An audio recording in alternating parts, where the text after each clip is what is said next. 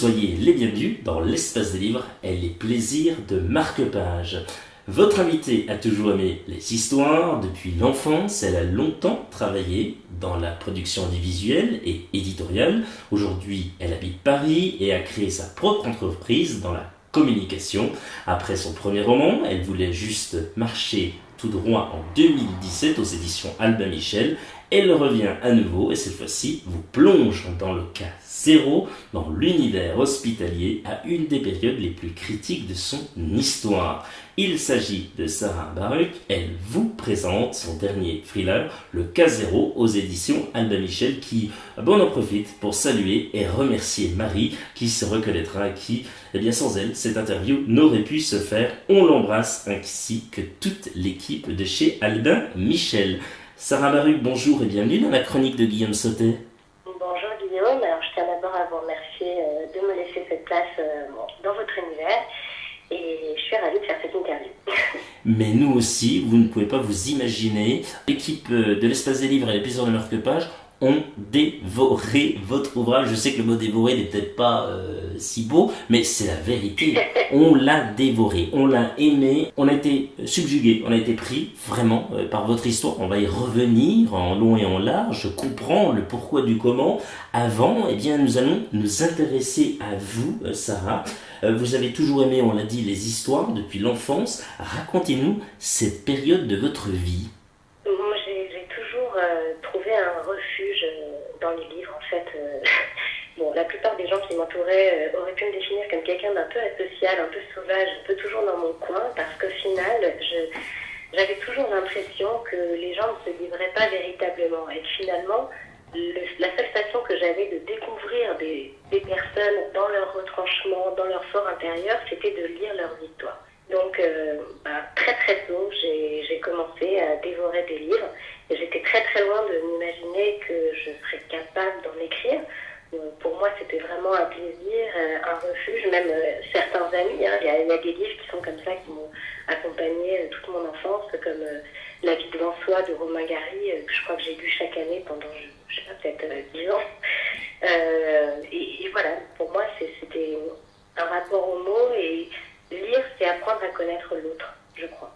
Votre premier roman, Elle voulait juste marcher tout droit, aux éditions Albin Michel également, a été plutôt une réussite, il faut le dire.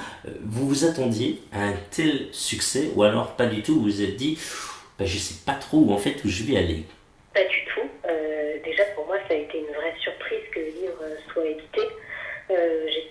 J'écris depuis à peu près 15 ans et je suis éditée depuis l'année dernière, donc vous pouvez imaginer le nombre de refus, de désillusions que j'ai eues depuis les premières pages. Mais cette histoire, elle est venue à un moment de ma vie où j'ai eu des ennuis de santé. C'est pas un secret d'ailleurs, j'ai une maladie aux yeux qui m'empêche de voir correctement au-delà de 6 heures par jour. Donc il a fallu que j'apprenne à écrire sans regarder un ordinateur, etc. etc. Et c'était un moment où j'étais seule à la maison, un peu isolée dans le noir. Et j'ai eu la voix de mon personnage principal, la petite Alice, et de Vadim qu'elle va rencontrer lors de son périple. Et ces deux personnages, si vous voulez, m'ont accompagnée pendant toute cette période. Et cette histoire est venue de façon un peu naturelle. Et ça a été une énorme surprise que ce livre soit accepté, et en plus dans la maison d'édition dont je rêvais, qui est Albin Michel.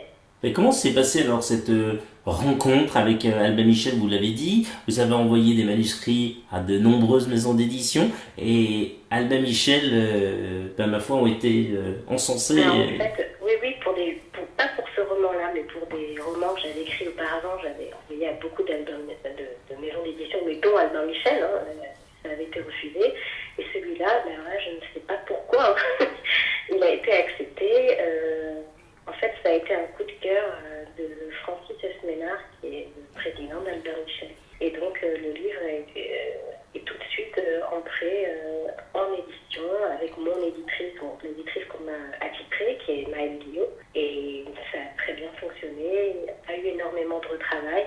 Et le livre est paru, quasiment 9 mois plus tard, je crois. Oui, oui, c'est en février 2017 qu'il il est Exactement. sorti. Sarah Baruch, en dehors de l'écriture, qu'est-ce qu'elle aime faire? C'est quoi ses passions? Voilà, effectivement, en dehors de l'écriture qui prend beaucoup de temps, je fais pas mal de sport. C'est très important pour moi. Enfin, ça peut peut-être vous paraître idiot, mais la phrase un esprit sain dans un corps sain, alors je sais pas si j'ai un esprit sain, mais en attendant, dès que je bloque dans l'écriture ou même psychologiquement dans ma vie de tous les jours, je vais nager 1 heure, je vais faire un footing et là, ça va tout de suite mieux. Donc effectivement, j'aime beaucoup le sport, la marche, les films aussi, hein, tout ce qui touche au culturel. Que pouvons-nous retrouver comme ouvrage ou auteur au sein de votre bibliothèque? Vous nous avez parlé tout à l'heure de Gary, Ouais, Romain Gary. J'avais beaucoup aimé aussi la trilogie de Ken Follett, qui m'avait rassurée dans l'écriture de mon premier roman, parce que c'était à la fois historique et à la fois on était pris dans de l'action. Donc pour moi c'était une façon nouvelle de voir le roman historique, voilà, sans forcément donner 40 dates à la ligne. Donc voilà, et d'ailleurs j'ai lu après tous ces livres, donc Ken Follett j'aime beaucoup. J'aime beaucoup Douglas Kennedy, qui est alors pas véritablement un auteur de grande littérature française. C'est assez simple la façon dont il écrit, mais c'est un auteur que j'aime beaucoup parce que pour moi, on rentre tout de suite dans la peau de son personnage et on ne le lâche pas. Et je trouve qu'il a une façon d'aborder des thèmes de la vie de tous les jours de façon assez originale. Voilà, sinon évidemment, j'ai passé toute mon adolescence à lire Balzac, à lire Flaubert, à lire les classiques français. Et c'est vrai que récemment, je me disais que je devrais relire Illusion perdue de Balzac parce que ça a été un de mes coups de foudre. Qu'est-ce qu'il y a d'autre? Déjà pas mal. Et bien sûr, tous les livres de Sheldon Michel. Ah oui, j'aime beaucoup aussi un auteur israélien qui s'appelle Abraham Yehoshua. Et il y a dans ses romans toujours beaucoup de tradition et un petit grain de folie. Voilà, ça j'aime beaucoup. Sarah Baruch, intéressons-nous cette fois-ci à votre dernier thriller médical, Bouleversant, Le Cas Zéro, aux éditions Albin Michel. Comment l'idée d'écrire un ouvrage sur l'univers médical vous est venue? Expliquez-nous. Alors, c'est plusieurs choses. Déjà, j'ai grandi entourée de médecins, que ce soit dans ma famille, même les amis de mes parents. Donc, j'ai grandi vraiment avec beaucoup de médecins autour de moi. Lorsque j'ai abordé la question du sida, moi je suis née en 80, donc je fais partie d'une génération qui a grandi avec une épidémie qui s'étendait, où on venait dès les classes de 6e nous expliquer comment mettre un préservatif, alors que nous, à cette époque-là, on était vraiment très très loin d'avoir des premiers rapports. Donc bref, j'ai grandi un peu traumatisée par cette maladie. Et lorsque j'en ai parlé à mes proches, qui étaient médecins, ils m'ont dit, mais aujourd'hui, c'est rien comparé à la peur qu'on a pu avoir, nous, médecins, lorsque les premiers cas sont arrivés. Parce qu'on ne savait absolument rien. Et donc tout ça était entré dans un coin de ma tête. Et en 2014, lorsqu'il y a eu l'épidémie, la nouvelle épidémie d'Ebola en Afrique, et qu'on a vu tous ces médecins qui venaient un peu de partout dans le monde mettre leur vie en péril pour essayer de soigner des villages entiers, je me suis dit, mais finalement, c'est toujours pareil. On parle des victimes, on parle du virus en lui-même, mais j'ai pas l'impression qu'on parle tellement des soignants. Alors que finalement, ils sont toujours en première ligne aux côtés des malades et de leurs proches.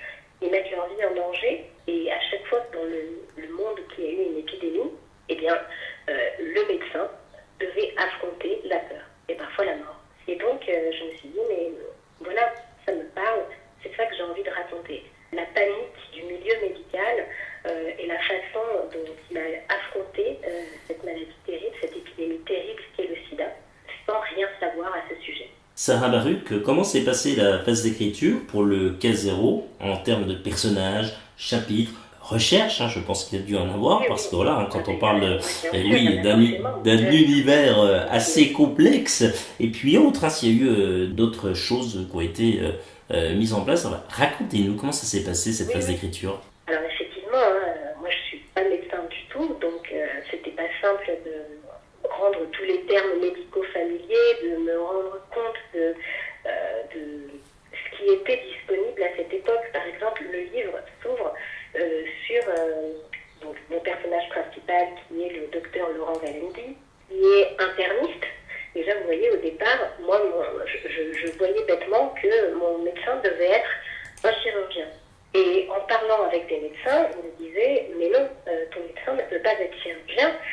Ceux qui découvraient les premiers cas, en fait, de cette maladie, qu'on appelait encore le lymphadennovirus ou le cancer homosexuel, puisqu'on ne savait pas ce que c'était, étaient plutôt des internistes qui sont finalement des sortes de un médecin général amélioré, si vous voulez. C'est un peu l'équivalent du Dr House dans les hôpitaux. C'est une fois que l'oncologue, c'est-à-dire le médecin qui diagnostique les cancers, ne peut pas se prononcer, que le chirurgien ne peut pas se prononcer, que tous les autres services ne peuvent pas se prononcer, on confie un peu les cas aux internistes. Donc mon médecin devait être interniste. Donc ça a été la première grosse prise de conscience. Et par exemple, donc je parlais de ce premier chapitre où mon médecin doit aider le service des urgences parce qu'il y a une femme qui souffre et on ne sait pas très bien de quoi.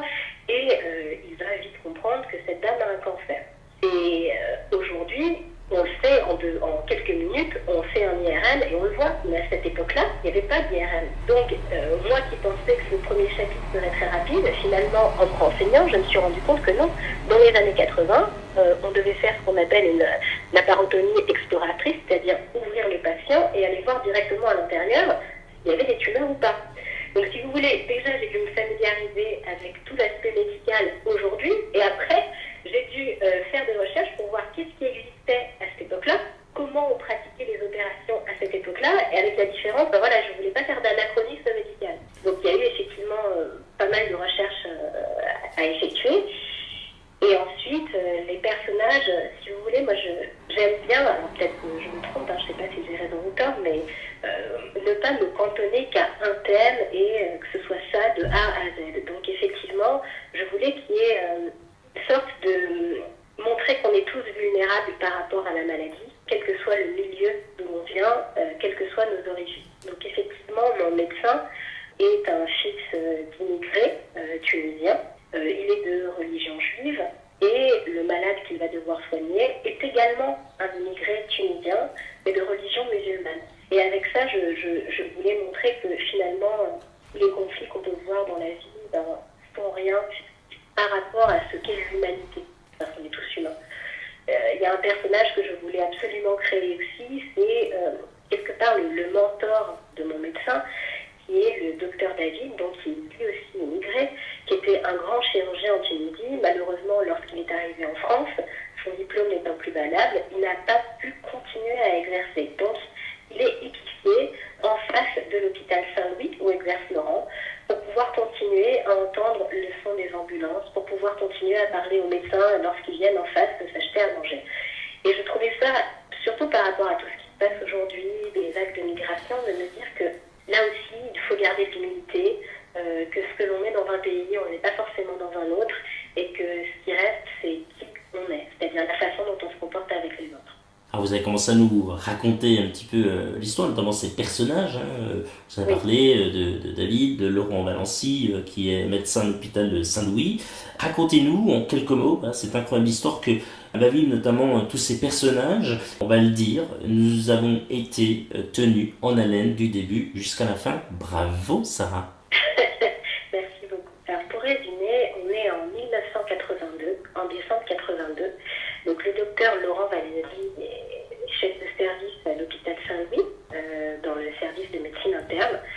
C'est quelqu'un pour qui la médecine est une véritable vocation. Il a vécu des drames enfants, ses parents sont morts de maladie, et pour lui, la seule condition pour continuer à vivre, c'est de soigner, de, comme il le dit, faire reculer le chaos de la mort. Donc, il a beau avoir une femme qu'il adore, une petite fille qu'il adore, sa femme est d'ailleurs enceinte, il va avoir un nouveau petit enfant.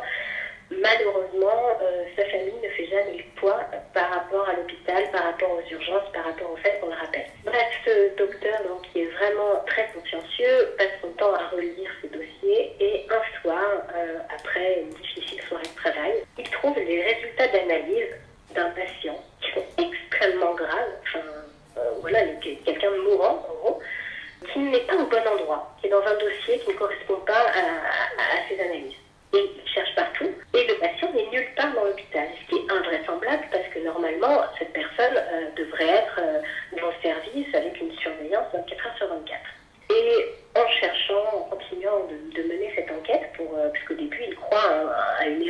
l'hôpital. Il a très peur que l'hôpital soit accusé de négligence. Il va finalement se retrouver confronté à ce patient qu'il va retrouver, qui est mourant. Et en continuant à mener son enquête, il va se rendre compte que peut-être il s'agit du premier cas de ce qu'on appelle encore le cancer homosexuel à cette époque, qui se vit aux États-Unis et qui officiellement n'est pas encore en France. Alors, est-ce qu'on ment? Est-ce que les autorités mentent? Est-ce que l'hôpital ment? Il va essayer de dénouer tout ça. Et en cherchant à soigner ce patient, il va entrer dans un engrenage infernal. Ne nous en dites pas plus. Pour cela, eh bien, il faut aller s'offrir, puisque ça, c'est un cadeau, le cas 0 de vous, Sarah Baruch, aux éditions Albin Michel. Quels sont vos projets pour la suite?